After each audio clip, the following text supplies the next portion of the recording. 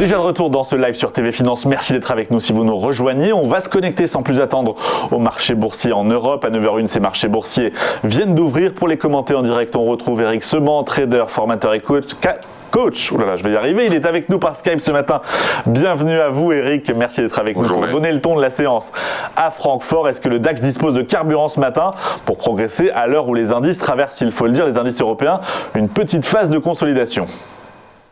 Oui, une phase marquée de consolidation à laquelle déjà nous avons été habitués à plusieurs reprises l'année dernière. Donc c'est pas quelque chose de très surprenant. Ça peut le paraître parce que ces derniers temps c'était relativement calme. Donc évidemment quand on perd 5% en ligne droite, 5 séances de baisse depuis mercredi dernier, c'est sûr que ça peut surprendre. Bon, cela dit, ça reste la moyenne basse des retracements qu'on a depuis à peu près un an. Voilà, donc c'est rien de plus que ça. Alors est-ce qu'on va avoir à chaque fois, comme à chaque fois, des rebonds? On va le voir. Les 3 prochaines séances, y compris celle-ci, vont être relativement clés, je pense, d'ici la fin de la semaine. Ce que je vois, c'est que cette nuit, on a eu des velléités des intentions haussières, en tout cas, puisque le DAX a ouvert avec 60 points de plus que la clôture hier, et puis qu'il les a reperdus à 8h ce matin. Maintenant, avec l'ouverture des marchés actions, on va voir comment ça se comporte. Peut-être que, en effet, on verra ce carburant dont vous parlez. Après, il faudrait savoir d'où il peut venir, ce carburant. Sur pareil, alors le marché s'agite beaucoup dans le vide, comme on le voit. On a été chercher 15 800 finalement la semaine dernière. C'est le double top que j'ai évoqué, c'est un scénario de double top que j'ai évoqué depuis des semaines. On l'a fait finalement, puis on est resté sur 15 800 aussi peu de temps que la première fois. On est reparti directement à la baisse et c'est la baisse qu'on vient de connaître. On s'est arrêté sur 15 000, 15 050. C'est une zone que vous voyez sur le graphique qui est une zone de support importante. C'est une zone de pullback qui a déjà fait son effet et qui fait encore manifestement son effet. Tant que le DAX tient au-dessus, on garde de bonnes probabilités de rebondir.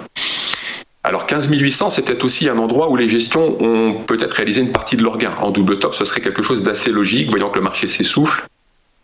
Je ne serais pas étonné qu'il y ait eu un peu de ça, la raison pour laquelle probablement le marché est reparti en arrière aussi vite.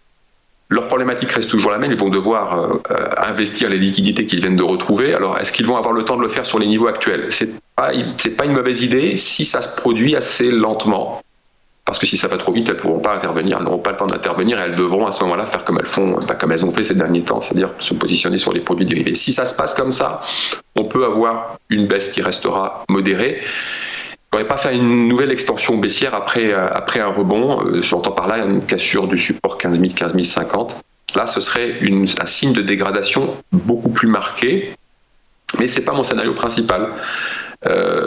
Quand je vous dis que les 3 prochains jours vont être des séances, les 3 prochaines séances sont des séances clés, c'est parce que à partir de maintenant, soit le DAX commence à consolider et présente une opportunité de reprendre la tendance pour des gros faiseurs. Le problème, c'est la visibilité, il n'y en a toujours pas. Il y en a de moins en moins avec les nouvelles sanitaires qui font finalement évoluer les marchés au gré justement des bonnes et des mauvaises nouvelles.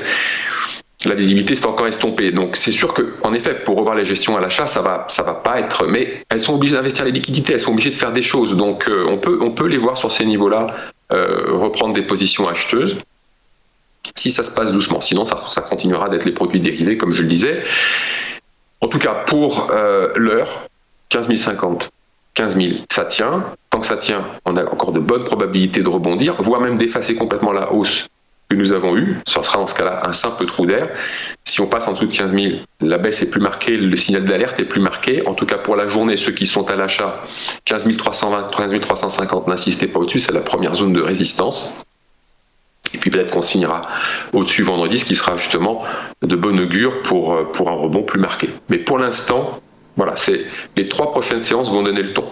Eh bien, merci à vous, Eric Seban, d'avoir participé à ce Chronodax. Ces marchés qui tiennent un peu comme à Paris, où la tendance est plutôt dans le vert. On gagne ce matin 0,7%. On frôle les 6400 points, 6393 points à l'heure où on se parle. Nouvelle pause, très courte pause, c'est promis. On se retrouve juste après à suivre nos market movers du jour.